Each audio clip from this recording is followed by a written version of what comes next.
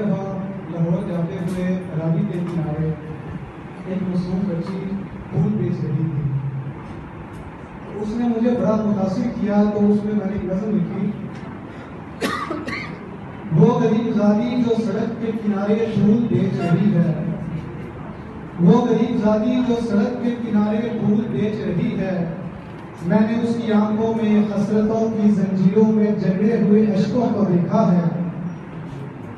मैंने उसकी आंखों में हसरतों की जंजीरों में जकड़े हुए अश्कों को देखा है। उसके चेहरे पे लिखी हुई दास्ताने गुर्बत को पढ़ा है। मैंने उसके दिले अफरार में खजाओं को घर बसाए, खुशबू को फूलों से उठाए देखा है।